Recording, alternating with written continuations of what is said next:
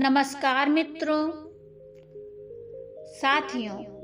आज मैं आपके लिए जो कहानी लेकर आई हूँ वो भले ही छोटी है, लेकिन उसकी सीख बहुत बड़ी है। इसलिए आप इस कहानी को अंत तक अवश्य सुनिए। मित्रों, बहुत समय पहले की बात है। एक शिल्पकार एक मूर्ति बनाने के लिए किसी जंगल में पत्थर ढूंढने जाता है। वहां उसे एक बहुत अच्छा पत्थर भी मिलता है। उस पत्थर को लेकर वो घर वापस आने लगा तो रास्ते में भी उसे एक पत्थर मिलता है।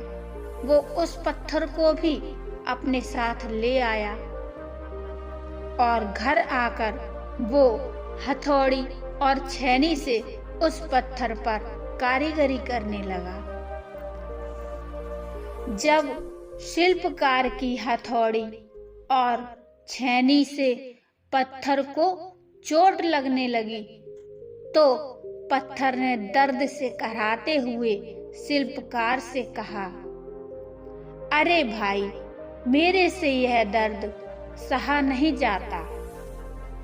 ऐसे तो मैं बिखर जाऊंगा। तुम किसी और पत्थर की मूर्ति बना दो ना, मुझे बहुत दर्द होता है।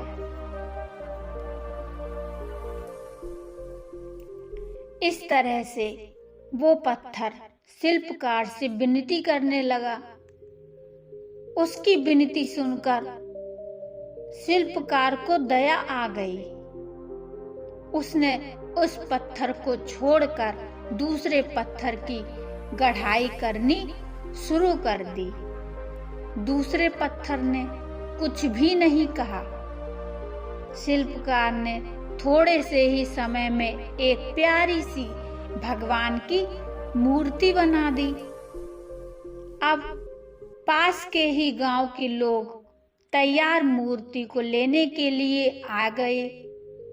मूर्ति को लेकर निकलने ही लगे, तभी उन्होंने सोचा कि नारियल फोड़ने के लिए भी तो एक पत्थर की जरूरत पड़ेगी। इसलिए उन्होंने वहां पड़े एक और पत्थर को देखा और उस पत्थर को भी अपने साथ ले आए। मित्रों, आप समझ पाए होंगे कि वो पत्थर वही था जिसने शिल्पकार से विनती की थी।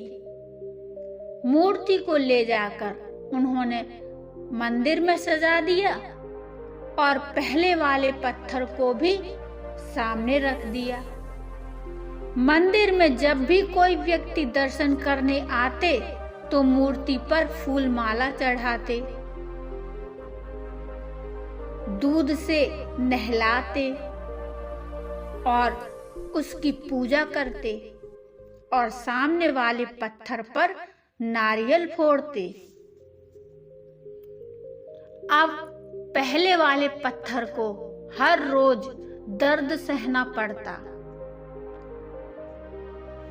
दर्द सह सह कर उसने मूर्ति वाले पत्थर से कहा, अरे भाई, तुम्हारे तो मजे ही मजे हैं। रोज फूल माला से सजते हो, रोज तुम्हारी पूजा होती है। मेरी तो किस्मत ही खराब है। रोज लोग नारियल फोड़ते हैं मेरे ऊपर और मुझे बहुत दर्द सहना पड़ता है। पहले वाले पत्थर की बात सुनकर मूर्ति बने पत्थर ने कहा, देखो दोस्त, अगर उस दिन तुमने शिल्पकार के हाथ का दर्द सह लिया होता तो आज तुम्हें यह दिन नहीं देखना पड़ता और तुम मेरी जगह पर होते।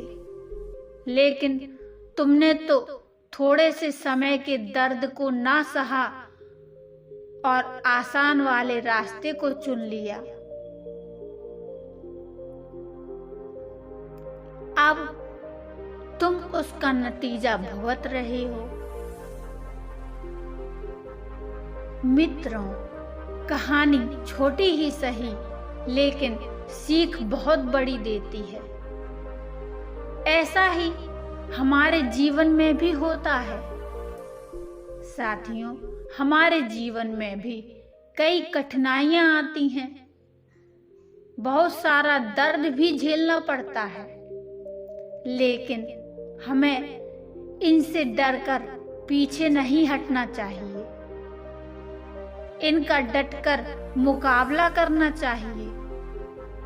यह विपरीत परिस्थितियां हमें और ज्यादा मजबूत बनाती हैं, जिससे हम अपनी मंजिल के और ज्यादा करीब पहुंचते हैं और एक दिन मंजिल को पा ही लेते हैं। मित्रों,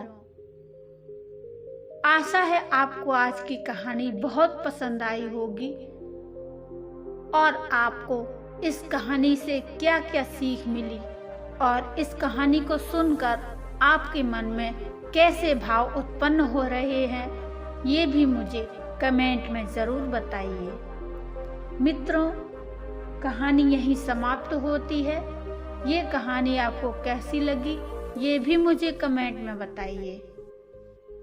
कहानी अच्छी लगी हो तो लाइक कर दीजिए और ऐसे ही प्रेरणादायक, भक्ति में और जीवन के आधार पर बहुत ही सुंदर कहानियां सुनने के लिए इस चैनल को सब्सक्राइब करिए और बेल आइकन को जरूर प्रेस करिए। तो मिलते हैं फिर एक और प्रेरणादायक कहानी लेकर, भक्तिमय कहानी लेकर। तब तक के लिए नमस्कार।